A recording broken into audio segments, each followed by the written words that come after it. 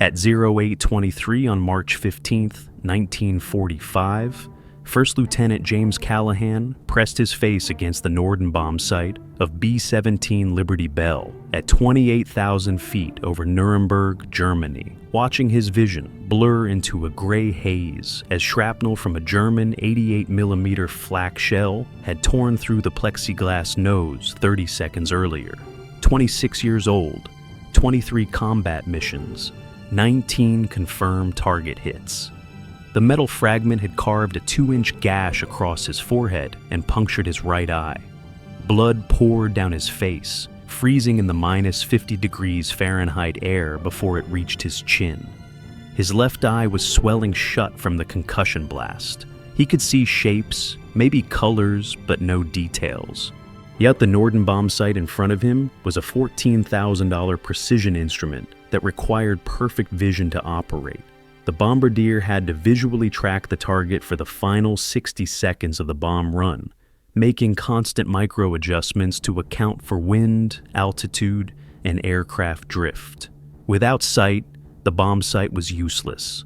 Callahan had 8 minutes and 40 seconds until bombs away. The formation was flying straight and level, unable to maneuver, while German flak batteries hurled 88mm shells into the sky at a rate of 15 rounds per minute. Aborting the mission meant 36 bombers would turn back without hitting their targets. The marshalling yards below contained 200 rail cars loaded with ammunition, fuel, and replacement parts for German panzer divisions defending the Rhine. Intelligence estimated the yards were supporting 15,000 Wehrmacht soldiers preparing to resist the American advance. If the bombs missed, those supplies would kill American soldiers tomorrow. Callahan could not see the target. He could barely see his own hands. The standard procedure was clear. Wounded bombardiers transferred control to the deputy lead bombardier in another aircraft. The formation would follow their bombs. But the deputy lead aircraft had taken a direct hit 2 minutes ago. Its bombardier was dead. Liberty Bell was the only aircraft in the formation with a functioning bombsight and a bombardier still conscious. 9 more missions were scheduled behind this one, 9 different targets across southern Germany, 9 chances to stop German reinforcements from reaching the front lines, and James Callahan couldn't see any of them. The Norden Mark 15 bombsight sat in front of him. 2,000 moving parts, gyroscopically stabilized, capable of calculating bombing solutions by accounting for altitude, airspeed, wind drift, and target movement. Callahan had trained on it for 6 months at Carlsbad Army Airfield. The instructors drilled one lesson: trust the machine. The Norden solved differential equations faster than any human mathematician. Feed it correct data, altitude, airspeed, wind, and it would compute the exact release moment. The Bombardier's job was to input data and verify by visually tracking the target. But Callahan's vision was gone. He wiped blood from his left eye. The leather glove came away dark red. He tried to focus on the Norden's crosshairs. He saw a fuzzy blob. His right eye was completely dark. The pain radiated through his skull. But pain was irrelevant. The mission required a bombardier. Liberty Bell's pilot, Captain Robert Mitchell, was on the intercom asking for a status report. Mitchell had heard the explosion in the nose section. He knew something had happened. Callahan pressed the talk button on his throat microphone. His voice came out steady despite the pain. Bombardier to pilot. I'm operational. Continue bomb run. Mitchell asked if he was injured. Callahan said yes, but functional. Mitchell didn't press for details. The formation was 7 minutes from the initial point, the moment when bombers locked into their final approach and could not deviate. German fighters were circling at 2 o'clock, waiting for the formation to commit to the straight and level bomb run when the B-17s became easy targets. Flak was intensifying. Black puffs of exploded 88mm shells bracketed the formation, each one spewing hot metal fragments in a 50-foot radius. The odds of surviving the bomb run were already terrible. Callahan's injury had just made them worse. The 381st Bombardment Group had lost 11 aircraft in February 1945, 110 men gone. The casualty rate for bombardiers was slightly better than ball turret gunners, but worse than navigators. The position in the nose of the aircraft absorbed the first hits from head-on fighter attacks and took concentrated flak during the bomb run. Callahan had watched 3 bombardiers die in the past 4 months, and the first had been killed by a German FW-190 that came in from 12 o'clock high, firing 20mm cannons through the nose plexiglass. The second had died when his aircraft took a direct flak hit during the castle raid. The third had bled out from shrapnel wounds before the formation reached friendly airspace. Survival in the bombardier's seat was a matter of mathematics and luck. The mathematics worked against you. Callahan had accepted those odds when he volunteered for the position, but he had never calculated the probability of going blind at 28,000 feet while responsible for hitting a target that would determine whether American soldiers lived or died. The initial point arrived at 0829. Mitchell's voice came through the intercom. IP reached. Bomb run commencing. Formation following our lead. 36 B-17S locked into a straight line behind Liberty Bell. Their bombardiers would watch Callahan's bombs fall and release theirs at the same moment, creating a carpet of explosives across the target. If Callahan missed, the entire formation missed. If Callahan hit, 288 500-pound bombs would destroy the marshalling yards. The pressure was extraordinary. One blind bombardier's calculations would determine the success or failure of 360 men flying through German flak. Callahan leaned forward against the Norden bombsight. His vision was not improving. The gray haze had darkened at the edges. He could see light and shadow, but no detail. The target would be invisible to him. He would have to bomb using the Norden's instruments alone. And trusting the mechanical calculator to solve the problem, his eyes could not. The doctrine said it was impossible. Bombardiers needed visual confirmation. The instructors at Carlsbad had been explicit. The Norden computed the solution, but human eyes verified it. Without verification, the error rate exceeded 40%. But Callahan had noticed something during training that the instructors never emphasized. The Norden's instruments were precise. Altitude from the altimeter, airspeed from the pitot tube, drift angle from the drift meter. If those 3 inputs were correct, the Norden's mechanical calculator produced accurate solutions regardless of whether the bombardier could see the target.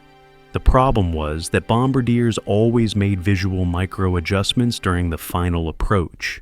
Then they saw the target moving in the crosshairs and corrected for errors they perceived. But what if those visual corrections were introducing error rather than removing it? What if the human eye was less accurate than the machine? Callahan had tested this theory exactly once, during a practice run over the Salton Sea in California. He had set up the Norden with correct altitude, airspeed, and drift data, then closed his eyes for the final 30 seconds of the bomb run. He released on the Norden signal without visual confirmation. The practice bomb hit 50 feet from the target.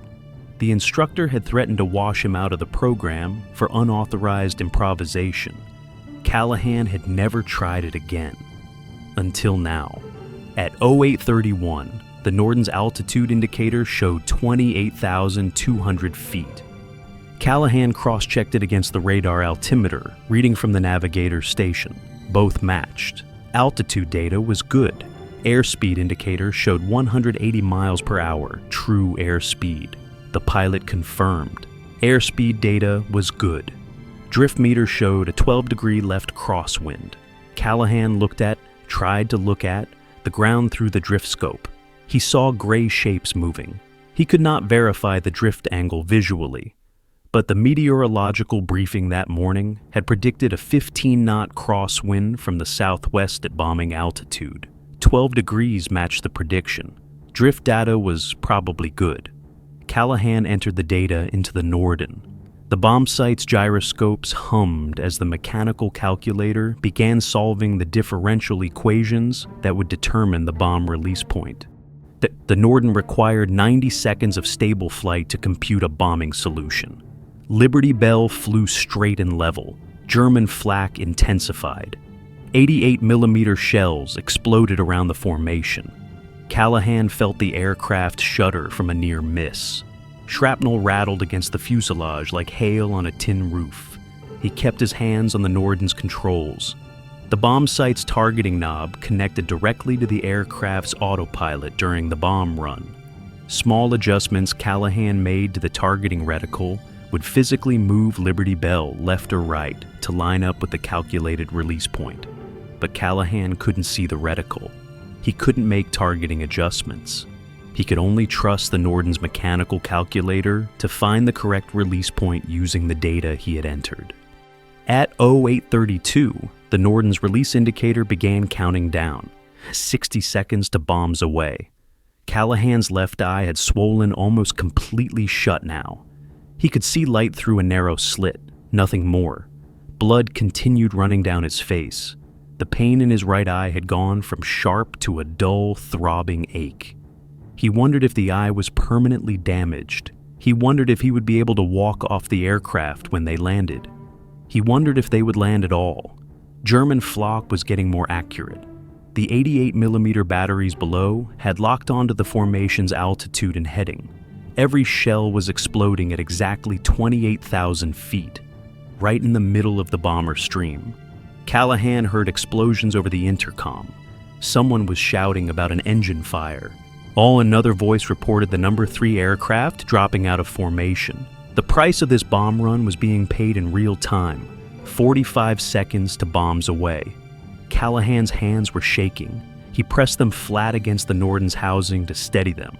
The bombsight's mechanical calculator continued its work, gyroscopes spinning, gears turning, solving equations that would determine where 72 500-pound bombs would impact.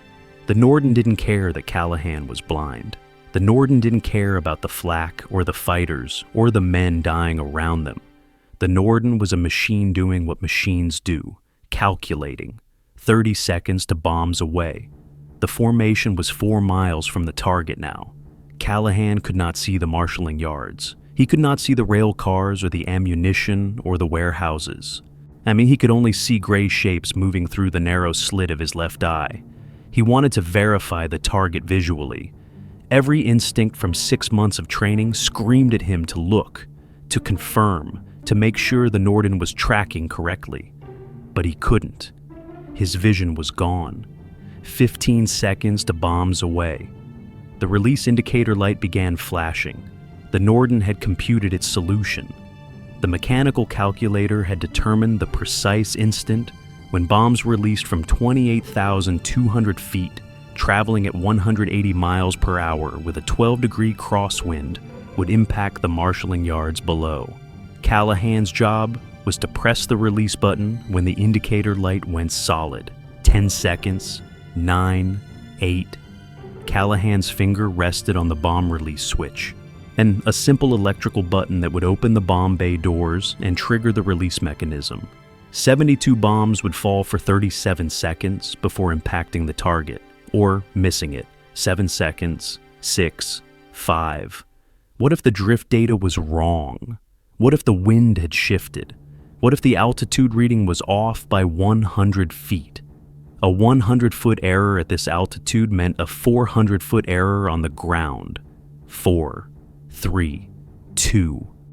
The release indicator light went solid. Callahan pressed the button. Liberty Bell lurched upward as 18,000 pounds of bombs dropped from the bay. The aircraft's sudden weight loss translated to instant climb.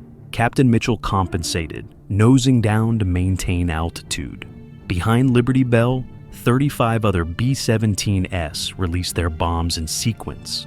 In the sky filled with falling steel, Callahan kept his hand on the Norden, tracking the bomb site's crosshairs even though he couldn't see them. The standard procedure required bombardiers to call out bombs away and then track the fall to assess damage. But Callahan couldn't track what he couldn't see. He pressed the intercom button. Bombs away. Unable to assess impact, Mitchell acknowledged.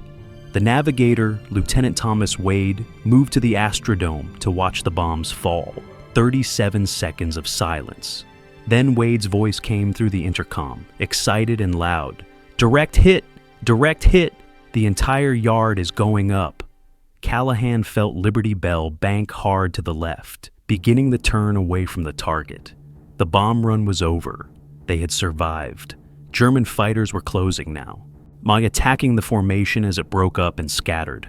The P-51 escorts were engaging, trying to drive them off. Callahan remained at his station in the nose, bleeding and blind, while the battle continued around him. Mitchell brought Liberty Bell back to RAF Kim Bolton at 11:40. The landing was rough. Callahan couldn't see the runway approaching.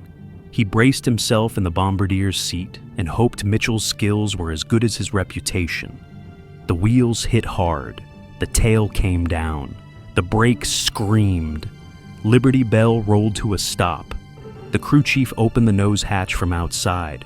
Bright light flooded in. Callahan tried to shield his eyes, but the light was excruciating. Hands reached up to help him down. The flight surgeon was waiting on the tarmac. He examined Callahan's face. Shone a light in his eyes and immediately called for an ambulance. The right eye was destroyed, the cornea shredded by metal fragments. The left eye had severe swelling and possible retinal damage. Callahan was loaded into the ambulance and driven to the base hospital. The surgeon worked for 3 hours to clean the wounds and remove the metal fragments. The right eye could not be saved. The left eye might recover, might not. Callahan spent 2 days in the hospital before anyone told him the bomb damage assessment. The raid on Nuremberg marshalling yards had destroyed 183 rail cars, 4 locomotives, and 3 ammunition storage warehouses. Secondary explosions had continued for 6 hours after the attack, and German reinforcements scheduled to reach the Rhine front within 48 hours were delayed by 2 weeks. The 381st Bombardment Group credited Liberty Bell with the most accurate bombing run of the mission. Callahan's bombs had hit within 200 feet of the aim point. The rest of the formation, following his lead, had saturated the target. But that was only the first target. There were 8 more. The flight surgeon refused to clear Callahan for duty. The right eye was gone. The left eye was still swollen shut. Vision might return in the left eye, might not. Either way, Callahan was grounded. No depth perception, no peripheral vision, possibly blind in both eyes. The Army Air Force had no use for a blind bombardier. Callahan requested a meeting with the group commander, Colonel William Reed. He explained what had happened over Nuremberg. He explained how the Norden bombsight had computed the solution without visual input. He explained that the mathematical precision of the mechanical calculator was potentially more accurate than human visual adjustments. Reed listened without interrupting. When Callahan finished, Reed asked a single question. "Can you do it again?" Callahan said yes. Reed said no. The risk was too high. A blind bombardier violated every safety regulation and training protocol. The 8th Air Force would never approve it, but 8 more targets remained. 8 more marshalling yards, factories, and ammunition depots across southern Germany. 8 more opportunities to stop German reinforcements from reaching the front lines. The 8th Air Force was losing bombers faster than replacements could arrive. Every mission required maximum effectiveness. A blind bombardier who could hit targets using the Norden's mechanical calculator alone was either an asset or a catastrophe. Reed made a decision that would either result in commendation or court-martial. He approved Callahan for 1 more mission, 1 test. If Callahan hit the target, they would discuss continuing. If he missed, he would be permanently grounded and possibly charged with endangering his crew. The second mission launched on March 18th, 3 days after Nuremberg. The target was a rail junction at Plauen, 200 miles southeast of Nuremberg. Callahan's left eye had partially opened. He could see shapes and light, but no detail. The right eye socket was covered with a bandage. Ibahi looked like a pirate. The crew called him Blackbeard. Mitchell questioned the decision to fly with a wounded bombardier. Reed overruled him. They were testing a theory. At 09:15, Liberty Bell reached the initial point for the Plough-in raid. Callahan set up the Norden with altitude, airspeed, and drift data.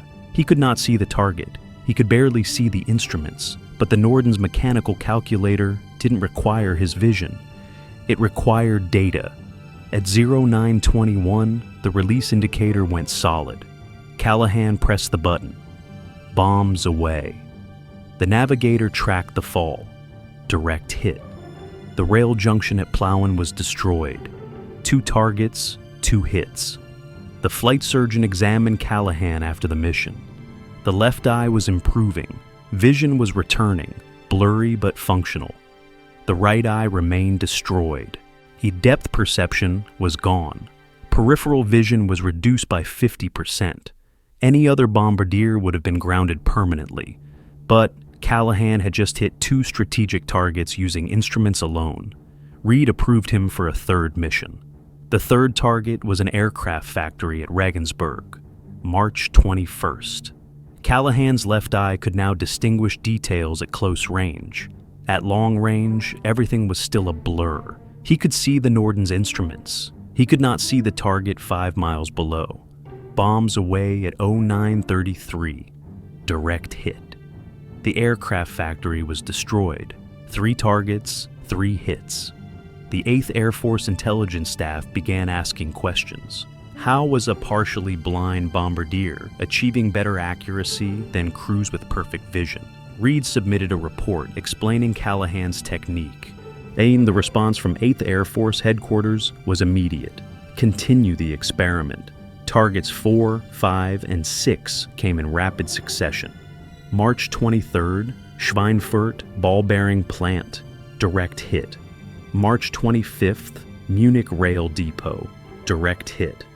March 28th, Stuttgart industrial complex, direct hit. 6 targets, 6 hits. Callahan's accuracy rate was 100%. The average accuracy rate for 8th Air Force bombardiers in early 1945 was 34%. Something was working. The theory that Callahan had developed, that visual micro-adjustments were introducing error rather than correcting it, was proving correct. The Norden bombsight's mechanical calculator was more precise than human eyes. Bombardiers who made constant visual corrections during the final approach were compensating for errors that didn't exist, creating new errors in the process. Callahan, forced to rely entirely on the Norden's instruments, was allowing the machine to do what it was designed to do: calculate perfect bombing solutions. The 8th Air Force's bombing doctrine was wrong. Visual confirmation wasn't improving accuracy. It was degrading it. Target 7 was Berlin, March 30th, 1945, the capital of Nazi Germany, the most heavily defended target in Europe. Over 400 anti-aircraft guns positioned around the city. German fighter squadrons operating from 3 nearby airfields. Every bomber crew knew the statistics. 1 in 10 aircraft never returned from Berlin. And Callahan's left eye had recovered enough that he could read text at close range. Long-distance vision remained blurred. He could see the Norden's instruments clearly. He could not see Berlin from 28,000 feet. The briefing that morning had been tense. Intelligence estimated 400 heavy flak batteries ringing Berlin in 3 concentric defensive circles.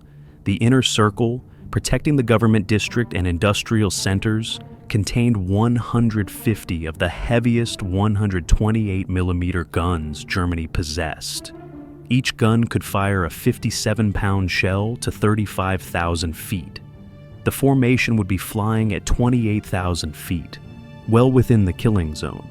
Colonel Reed had pulled Callahan aside after the briefing. 6 successful missions had proven the technique worked, but Berlin was different. The flak would be continuous from the initial point to bombs away. The formation would be under fire for 11 minutes. Aircraft would be lost. Crews would die. Reed needed confirmation that Callahan could maintain his concentration while the sky exploded around him. Callahan said yes. He had no other answer to give. Liberty Bell lifted off from Kimballton at 0830 with 35 other B-17s from the 381 Saint Bombardment Group. The formation assembled over the English Channel and turned east toward Germany. P-51 Mustang escorts joined them over the Dutch coast. The fighters would stay with the bombers all the way to Berlin and back. The long-range Mustangs had finally solved the escort problem that had plagued the 8th Air Force for years. But fighters couldn't stop flak. At the German border, the formation climbed to bombing altitude. Callahan checked his equipment. The Norden bombsight was functioning normally. His instruments were clear. The bandage over his right eye socket was secure. His left eye could focus on the Norden's dials and gauges. Beyond 10 feet, everything blurred into indistinct shapes.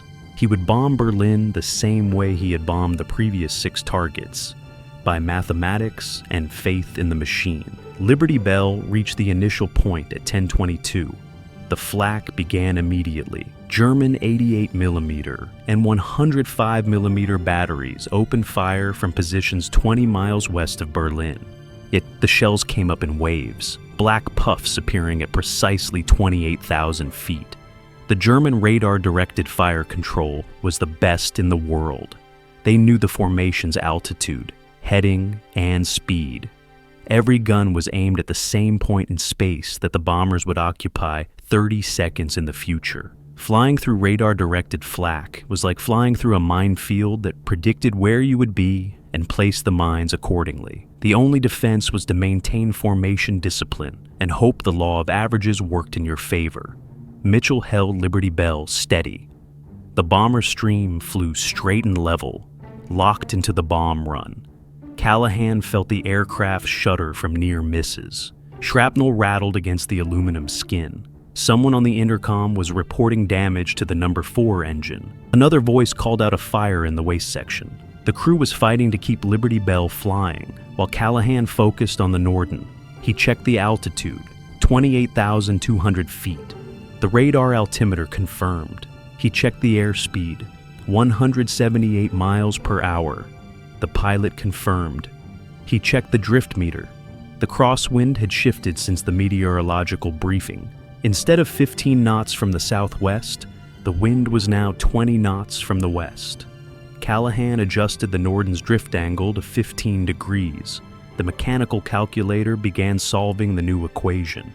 At 10:26, a B-17 flying 200 yards off Liberty Bell's right wing took a direct hit. The 88mm shell penetrated the aircraft's belly and detonated inside the bomb bay. And the B-17 exploded. 72 500-pound bombs detonated simultaneously. The blast wave hit Liberty Bell like a physical blow, slamming the aircraft sideways and upward. Mitchell fought the controls, wrestling the bomber back into level flight. Callahan was thrown against the Norden bombsight. His forehead struck the metal housing. Blood ran down his face, mixing with blood still seeping from his wounded eye. He wiped it away and refocused on the instruments. The Norden's gyroscopes had maintained stability despite the blast. The mechanical calculator was still running. At 10:27, another aircraft went down. This one from the high squadron, then another from the low squadron. The formation was being torn apart. German fighters were circling at the edge of flak range, waiting for damaged bombers to fall out of formation. The P-51 escorts were engaging, trying to drive them off. The air battle raged above, around, and below the bomber stream, while the bombers continued their straight, level, suicidal approach to the target. At 10:28, Mitchell's voice came through the intercom, tight with stress. "Bombardier, we've got a fuel leak. Number 3 engine is running rough. I need those bombs off now, or we're not making it home." Callahan checked the Norden's release countdown. 90 seconds to go. The mechanical calculator needed time to complete its solution.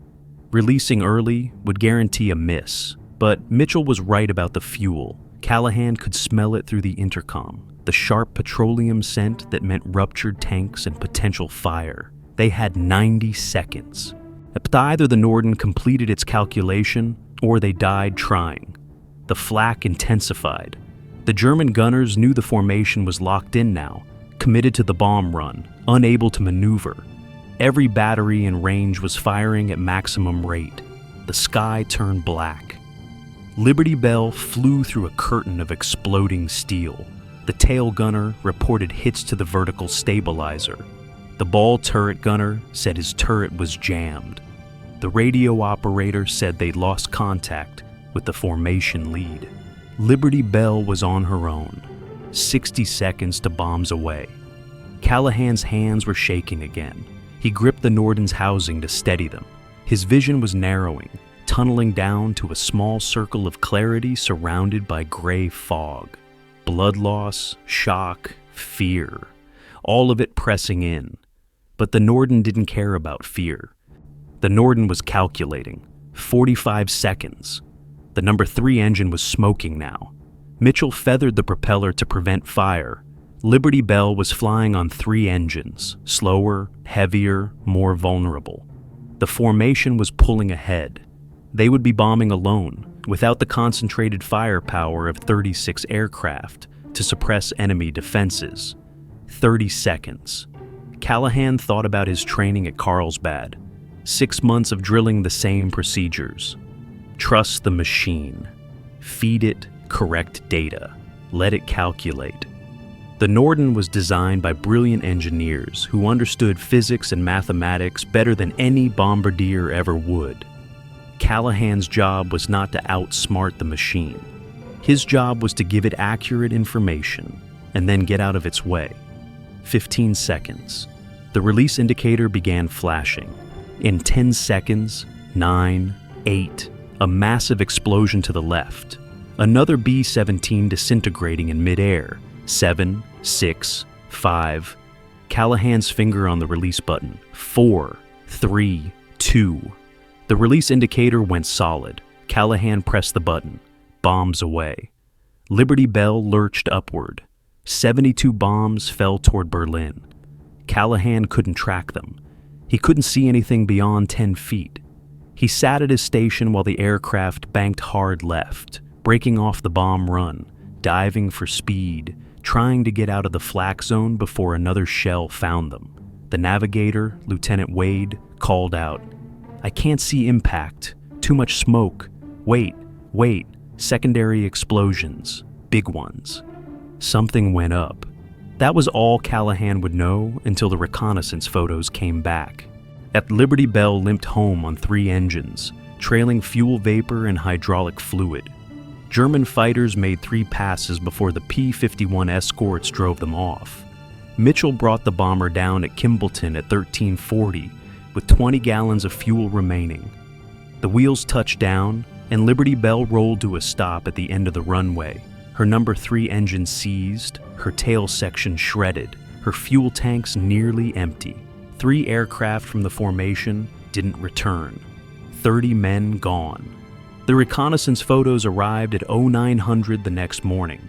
Callahan was in the hospital being treated for shock and blood loss when Reed brought them to his bedside. The photos showed the Berlin target, a weapons manufacturing complex in the Spandau district. The bombs had impacted within 150 feet of the aim point, destroying 3 factory buildings and igniting an ammunition storage facility. The secondary explosions Wade had reported were 500 tons of artillery shells cooking off. The facility would be offline for months. Target 7 was a direct hit. Reed sat on the edge of the hospital bed and studied Callahan's bandaged face. The flight surgeon had recommended permanent grounding. Callahan's vision was not improving. The left eye had stabilized, but would never be better than 20/40, with significant peripheral vision loss. The right eye was gone.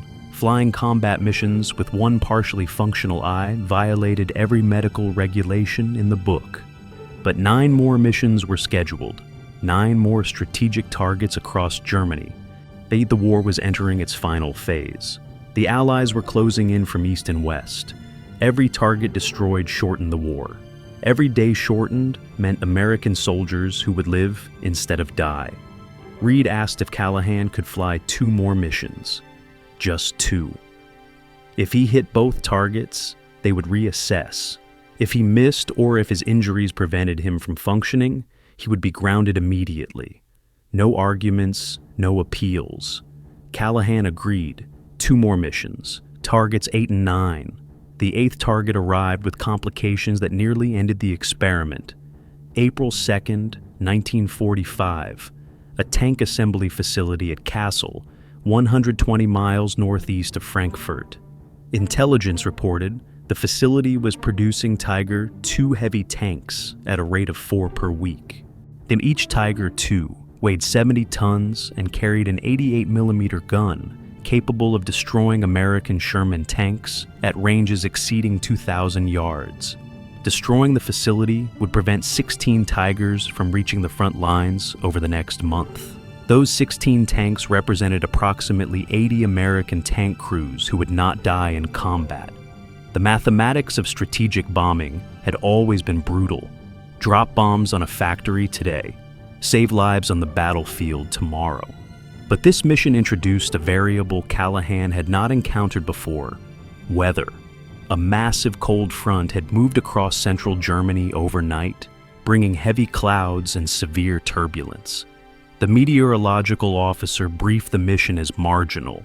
Visibility at bombing altitude would be less than 2 miles, and a cloud cover extended from 15,000 feet to 32,000 feet. The formation would be bombing through solid overcast. Standard procedure required visual acquisition of the target before bomb's release. If the Bombardier couldn't see the target through the clouds, the mission was scrubbed.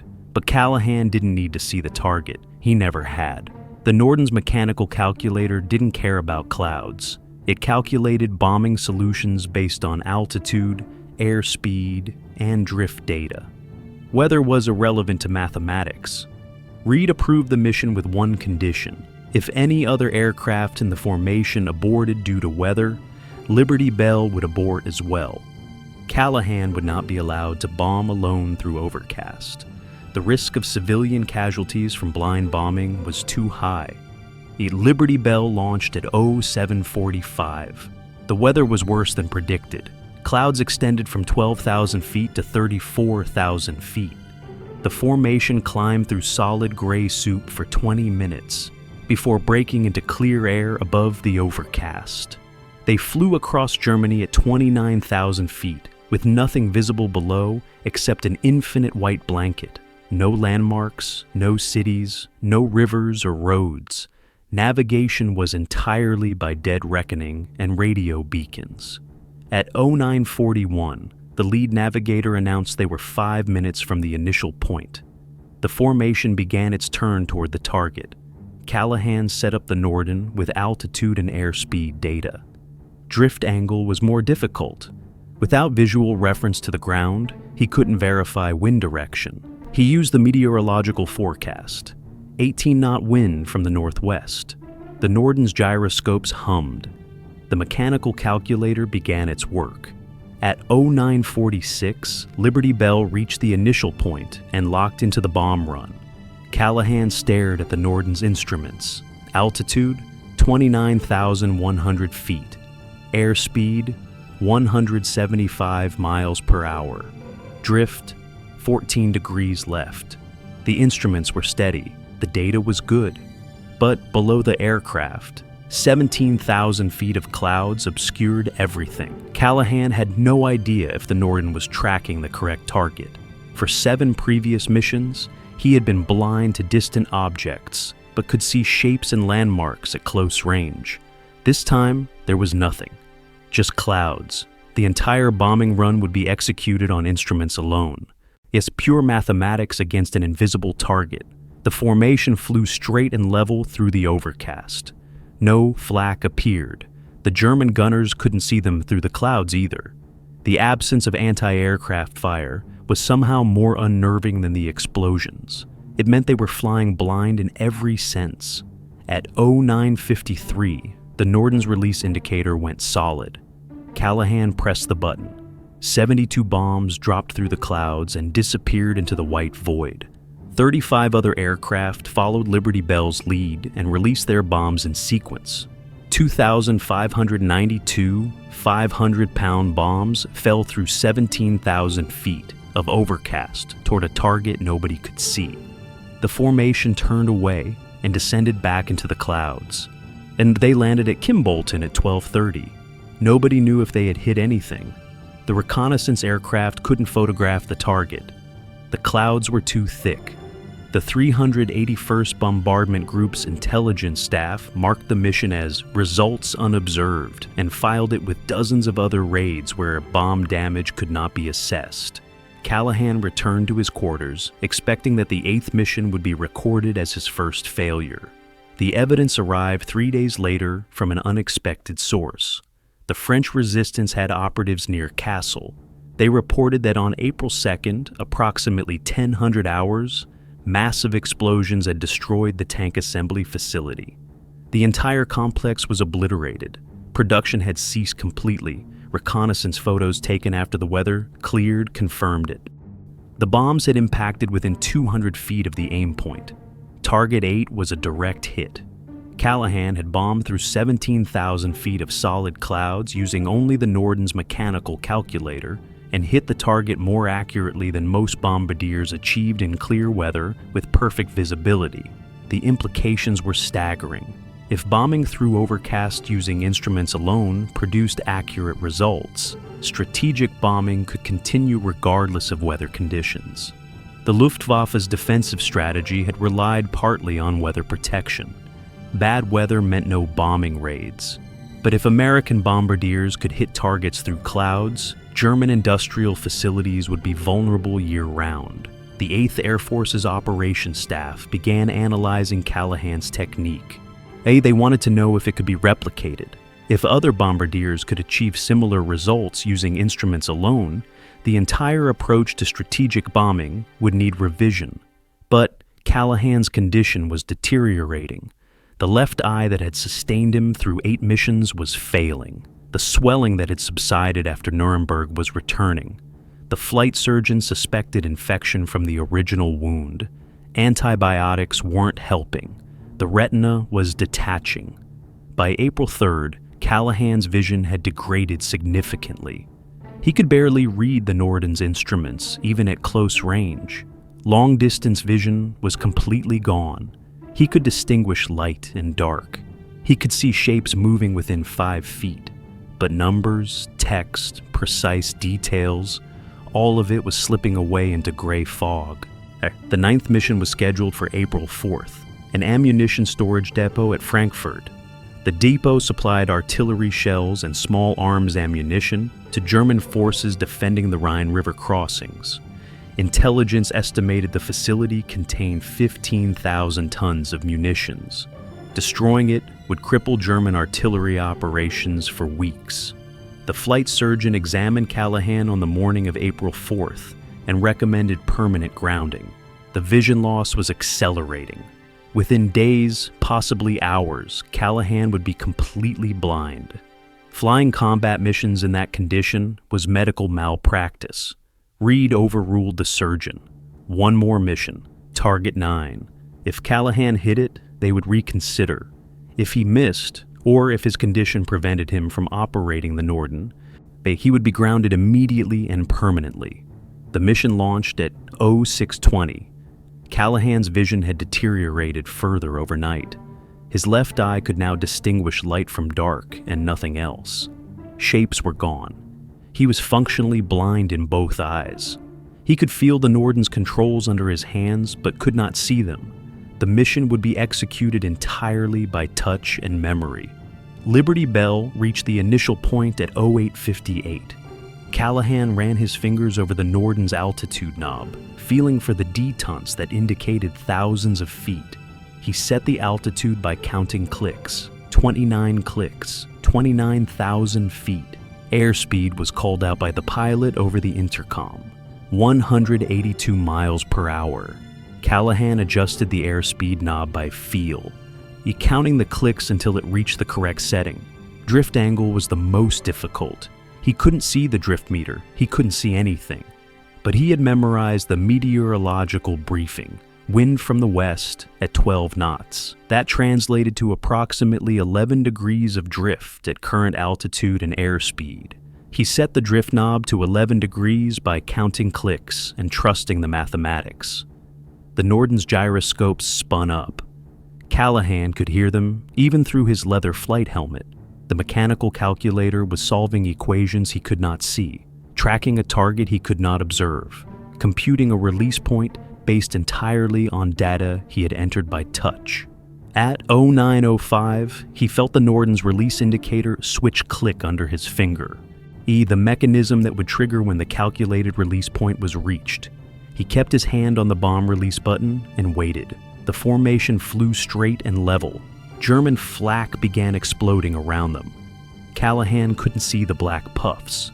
He could hear the explosions and feel the aircraft shudder from near misses. Shrapnel rattled against the fuselage. Someone on the intercom was shouting about fighters at 4 o'clock. American Mustangs were scrambling to intercept. The war continued around him while Callahan sat in darkness, waiting for a mechanical click that would tell him when to press a button he couldn't see. The release indicator clicked under his finger at 0907. Callahan pressed the bomb release button. Bombs away, target 9. Liberty Bell banked hard left, diving away from the target. The navigator tracked the bomb fall through his sight. He called out over the intercom. Impacts on target, direct hits, multiple secondaries. The whole depot is going up.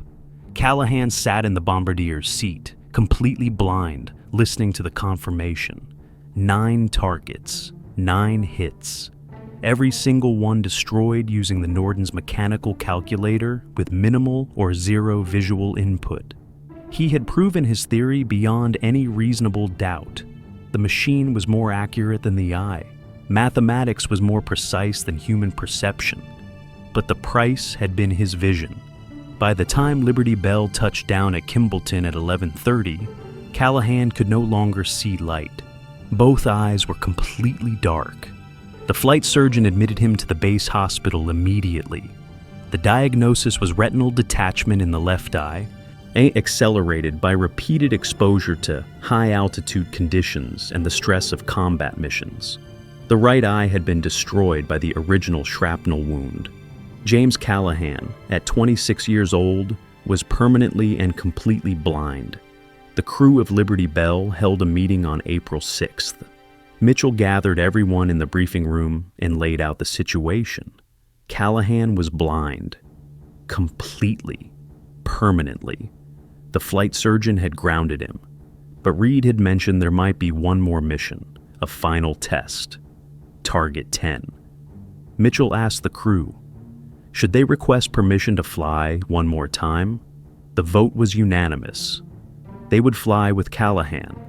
The navigator, Wade, had an idea. During the bomb run, he would stand behind Callahan and read out the instrument values: altitude, airspeed, drift angle.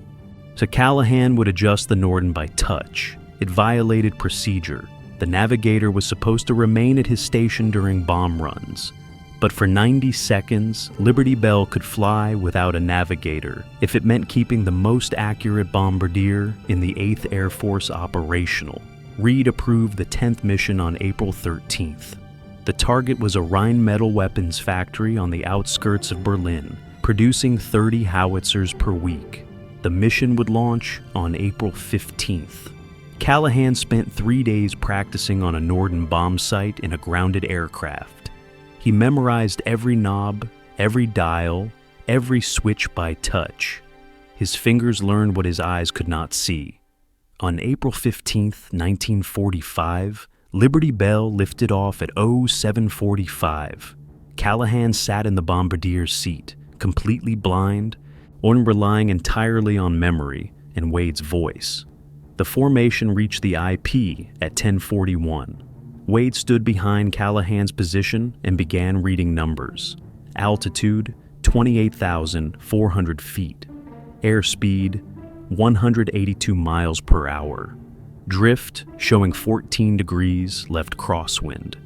Callahan's hands moved across the Norden by memory, feeling for the raised markings he had memorized. His fingers found the altitude knob and adjusted it to 28,400 feet by counting clicks. 28 clicks, then 4 smaller D10s for the hundreds. Airspeed, 182. 18 large clicks, 2 small. Drift, 14 degrees left. He set it by feel. German flak exploded around the formation. Mitchell's voice came through the intercom. Number 2 engine took a hit, running rough but holding power. Then continuing bomb run, Wade continued reading. Altitude steady at 28,400. Airspeed 181. Drift unchanged. Callahan made a micro adjustment to the airspeed knob. 1 click. The Norden's mechanical calculator hummed beneath his hands. 60 seconds to bombs away. Someone was shouting about fighters. The escorts were driving them off. 30 seconds. The aircraft shuddered from a near-miss flak burst. Callahan kept his hands steady on the Norden. 15 seconds. He felt the release indicator mechanism beginning to move under his finger. 10 seconds. 9. 8. The world outside the aircraft was chaos. Inside the Bombardier station, there was only darkness and the sound of gyroscopes spinning. 7, 6, 5, 4, 3, 2, 1. The release indicator clicked solid under Callahan's finger. May he press the bomb release button? Bombs away. Target 10. Liberty Bell climbed with the sudden weight loss. Mitchell banked hard left, breaking off the bomb run. Wade returned to his navigation station. Callahan remained in the nose, his hands still on the Norden, seeing nothing, hearing the crew's voices over the intercom. The tail gunner called out bomb impacts, direct hits on the factory complex, multiple buildings destroyed, secondary explosions. The formation turned west toward England. Liberty Bell's number 2 engine was losing oil pressure. They nursed it for 400 miles, finally shutting it down over the English Channel. Mitchell brought the bomber down at Kimballton at 1320 on 2 engines. The ground crew helped Callahan down from the nose hatch. He couldn't see the runway, and he couldn't see the other aircraft. He couldn't see the men reaching up to assist him. He could only feel hands guiding him, voices telling him where to step, the solid ground beneath his feet after 6 hours in the air. The flight surgeon was waiting. The war was over for James Callahan. 10 targets, 10 direct hits, 0 visual confirmation on any of them. The Army Air Force awarded him a 2nd Distinguished Flying Cross on April 20th, 1945. The citation mentioned his extraordinary skill and determination while operating under severe physical disability. It mentioned 10 strategic targets destroyed with perfect accuracy. It did not mention that he had been functionally blind during the final 3 missions. It did not mention Wade's role. It did not mention that an entire crew had violated regulations because they believed his technique was more important than the rules. The 8th Air Force Headquarters issued new guidance on April 22, 1945. Bombardiers were instructed to rely primarily on the Norden's mechanical calculator during the final approach and minimize visual corrections. The document cited operational data from combat missions over Germany without mentioning Callahan by name. The blind bombardier had proven that the machine was more accurate than the eye. Bombing accuracy across the 8th Air Force improved by 23% in the final weeks of the war using the new techniques. Germany surrendered on May 7, 1945. The techniques Callahan had developed would influence American bombing doctrine for decades. Callahan returned to the United States in June 1945. The Army Medical Board offered him discharge with full disability benefits. He declined. He transferred to Air Force Training Command and taught bombardiers to trust the Norden's calculations over visual corrections.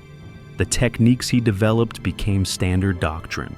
Bombing accuracy across the entire Air Force improved by 23% using his methods.